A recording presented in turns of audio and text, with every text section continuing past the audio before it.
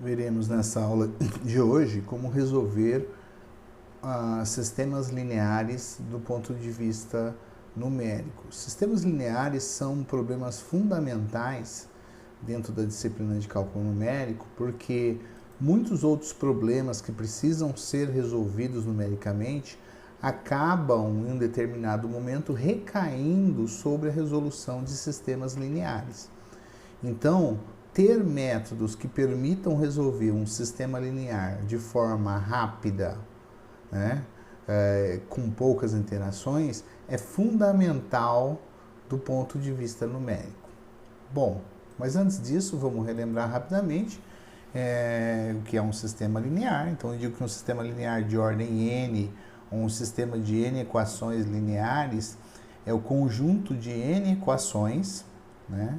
Então, eu tenho n equações, cada uma delas com n incógnitas, multiplicadas essas incógnitas por coeficientes, que são valores reais, tá? Igual a um certo valor real, tá? Isso é um sistema linear. Um sistema linear, ele sempre pode ser reescrito na forma matricial, o que evita da gente precisar reescrevê-lo na forma de n equações toda hora. Então, se você realmente fizer o produto da matriz de coeficientes pelos seus vetores, então a primeira linha por esse vetor, que só tem uma coluna, né?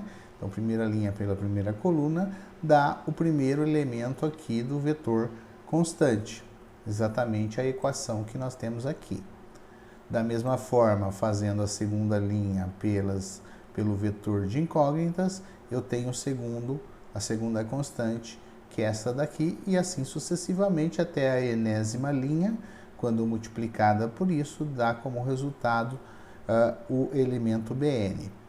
Como nós estamos trabalhando com um sistema com n equações e n variáveis, isso é uma matriz quadrada n por n, né, de valores reais. Por isso a gente vai indicar dessa forma, toda vez que a gente indicar dessa forma, A pertencente a Rn por n, eu estou indicando, na verdade, um conjunto de matrizes de números reais. O meu vetor x e b tem dimensões de n por 1, ou seja, n linhas por uma coluna. Bom, um sistema linear, ele pode ser classificado de acordo com a sua existência ou não existência de soluções. Então, eu digo que um sistema é possível ou consistente se ele possuir pelo menos uma solução. Pode ter mais de uma. E aí dizemos que ele é determinado se a solução for única ou indeterminado se admitir mais do que uma solução. Por outro lado, eu digo que um sistema é impossível ou inconsistente se não possui solução. Bom, mas como que um sistema pode não ter solução? Vamos analisar aqui rapidamente alguns exemplos, né? Então, vamos considerar o primeiro caso aqui, que é um sistema com uma solução única. Então, se eu pegar aqui do tipo x mais y igual a 2 e x menos y igual a 0, tá? Não é difícil perceber que ele tem uma única solução, que é 1 e 1. Por outro lado, eu posso reescrever essa última equação aqui como sendo 2x mais 2y igual a 4. Na verdade, essa equação é a mesma da de cima, só que multiplicada por 2. Então, eu só tenho uma equação. Portanto, qualquer solução do tipo x igual a 2 menos y, joga um valor do y, eu tenho um outro x associado. Então, eu tenho infinitas soluções possíveis. Por isso que ele pode ser também positivo indeterminado. Como que eu posso ter um sistema que seja impossível? Ora, basta que eu tenha algo desse tipo aqui, né? Então, se eu tenho x mais y igual a 2 e x mais y igual a 3, isso é um sistema impossível, porque x e y mais y não pode ser simultaneamente 2 e 3. Então, esse é um sistema impossível ou inconsistente. Então, isso mostra a existência dos três tipos de problemas. Quando nós estivermos trabalhando com problemas de solução numérica, a gente vai admitir a priori que nós estamos trabalhando com um sistema possível determinado. Se eventualmente o sistema está em uma outra dessas características, como indeterminado ou não possuir solução, muito provavelmente a gente vai detectar na hora de estar resolvendo o sistema usando o método numérico. Bom, os métodos numéricos para resolver sistemas lineares, eles têm necessariamente dois tipos que podem ser usados, né, ou existentes. Eles são classificados em dois tipos diferentes. Bom, nós já falamos disso, né? Nós vamos trabalhar apenas com sistemas lineares consistentes determinados, ou seja, com determinante da matriz A diferente de zero, tá? E os métodos podem ser classificados, então, em métodos exatos ou diretos e os métodos iterativos. A Neide Franco, no livro dela, chama os métodos de métodos exatos. O Burden prefere, ou pelo menos a tradução dele, de chamar de métodos diretos. Métodos exatos, ele dá uma ideia um pouco equivocada do método, né? Dá a impressão de que a solução é exata, e a solução ela é exata, mas a menos do número de interações, do erro de arredondamento. Tá? Todo jeito são soluções aproximadas. O diretos talvez seja um pouco melhor, porque o direto está dizendo que após uma quantidade finita de passos, eu chego corretamente à minha solução, né? Ou pelo menos chego à solução do problema do ponto de vista numérico. E não só num número finito de passos, mas determinado a priori. Então, se eu conheço o tamanho do meu sistema linear, eu sei quantos passos eu vou precisar fazer para chegar na minha solução.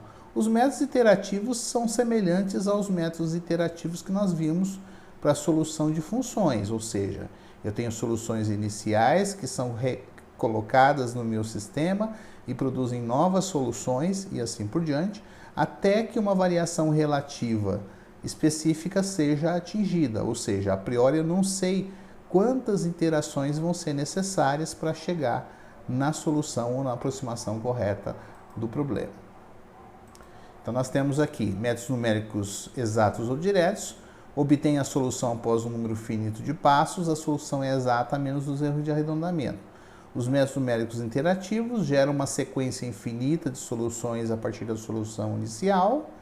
A solução é obtida quando a solução da sequência tem a precisão desejada ou a variação desejada, né? Nós vamos primeiramente começar a trabalhar apenas com os métodos numéricos exatos ou diretos, tá? Depois a gente vai então introduzir os chamados métodos interativos. Para introduzir ou para falar sobre os métodos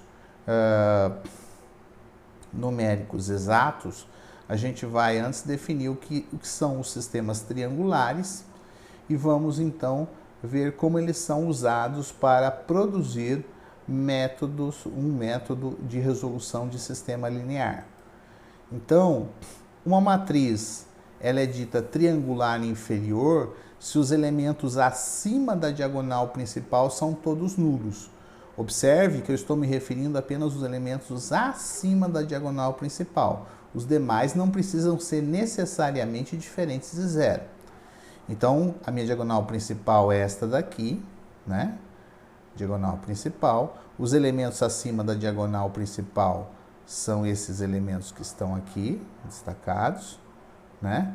Todos eles são nulos, portanto, essa é uma matriz triangular inferior.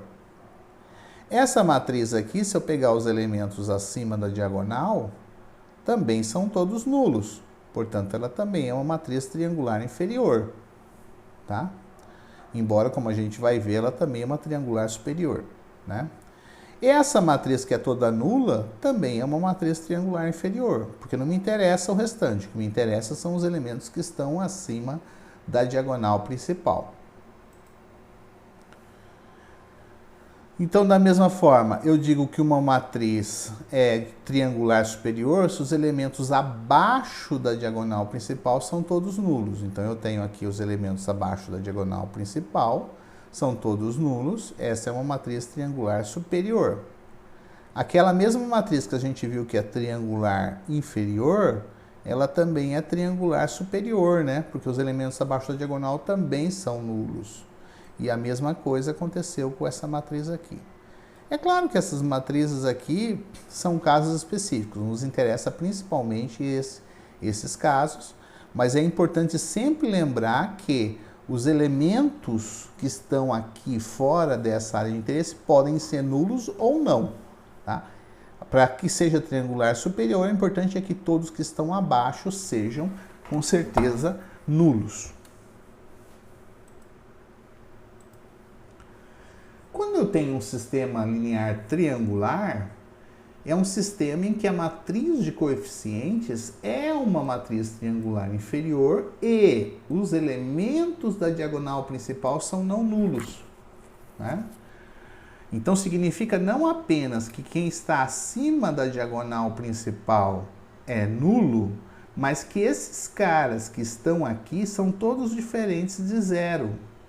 Todos eles diferentes de zero. Por que isso é interessante? Porque o sistema triangular inferior, se eu pego essa matriz de coeficientes e vou calcular o determinante dessa matriz, o determinante é o produto dos elementos da diagonal. Como todos eles são não nulos, o determinante dessa matriz também é diferente de zero. Portanto, isso é um sistema determinado, né? Então eu possuo apenas uma única solução, o que o torna bem fácil ou bem indicado para ser aplicado, para ser resolvido. Quando eu pego e escrevo as equações correspondentes, eu observo que cada equação essa tem uma variável, essa tem duas incógnitas aparecendo. Mas essa que tem uma, eu posso usar para resolver e encontrar o valor de x1. Substituindo o x1 embaixo, eu encontro o valor de x2. Substituindo x2 e x3 na terceira, eu calculo x3. E assim por diante. Portanto, um sistema triangular inferior é de fácil solução, né? Basta simplesmente eu pegar o B1 sobre A11 e fazer as substituições. Do ponto de vista de equações, isso equivale a fazer essa é a primeira equação, né? Resolver a primeira equação. E esta é para as equações posteriores, né? Ou seja, eu subtraio do respectivo B todos os elementos anteriores e divido pelo elemento da diagonal. Essas duas equações aqui são para implementar isso no computador, né? Quando a gente for resolver um sistema triangular inferior.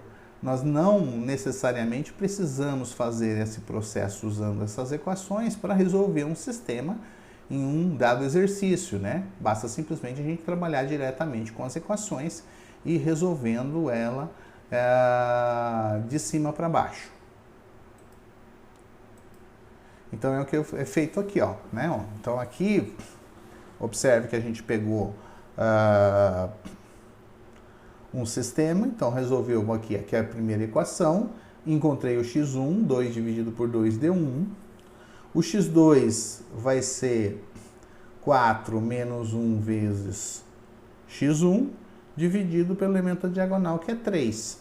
Então eu tenho, fazendo essa conta aqui, eu chego ao resultado de 1. E a mesma coisa para o x3. Então, pegando essa equação, eu tenho 3x1 mais x2 mais 4x3 igual a 8. Substituí os dois valores e encontrei o valor de x3. Né? Aqui eu estou usando a expressão do computador, mas é claro que vocês podem sempre fazê-la diretamente. Né? Então, vocês podem pegar aqui mais rapidamente e fazer as equações respectivas. 2x1 igual a 2. x1 mais 3x2 igual a 4 e 3x1 mais x2 mais 4x3 igual a 8.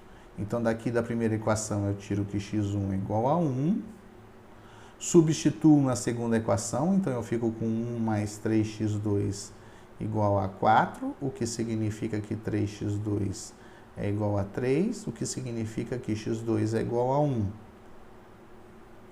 E, finalmente, substituindo na terceira, né? Então, substituindo aqui na terceira, não estou com muito espaço aqui, 3 vezes 1, mais 1 do x2, mais 4x3 igual a 8. Portanto, aqui vai dar 4, Então, eu tenho que 4x3 igual a 4, ou seja, que x3 também é 1, tá? Vocês podem fazer das duas formas. Eu acho essa forma aqui um pouco mais tranquila, porque a gente não precisa lembrar de fórmula nenhuma, né? Então, a gente pode resolver isso diretamente e encontrar as soluções. Da mesma forma, eu digo que um sistema triangular é triangular superior se a matriz de coeficientes for triangular superior, com os elementos da diagonal principal não nulos. Então, não basta apenas que os elementos abaixo da diagonal sejam nulos. Eu preciso que os elementos da diagonal sejam não nulos. Isso, de novo, vai garantir que o determinante dessa matriz é diferente de zero, porque o determinante de uma matriz triangular é o produto dos elementos da diagonal. Portanto, se a determinante é diferente de zero, então isso tem solução única. Nesse caso aqui, para você resolver, na hora que você monta as equações, você observa que a equação que tem uma única incógnita é a última. Então, agora você vai resolver de baixo para cima, ou seja, você vai encontrar o xn primeiro. Então, você calcula o xn primeiro e depois você calcula para cada equação o xi, subtraindo do valor do BI os produtos dos elementos posteriores a ele e divide pelo elemento da diagonal. Então, novamente, aqui eu fiz um outro sistema triangular superior, resolvi ele usando as equações, mas a gente podia ter resolvido ele aqui dessa forma. Então, eu tenho aqui 2x1 menos x2 mais x3 igual a 7. Depois eu tenho 3x2 menos 2x3 igual a menos 1.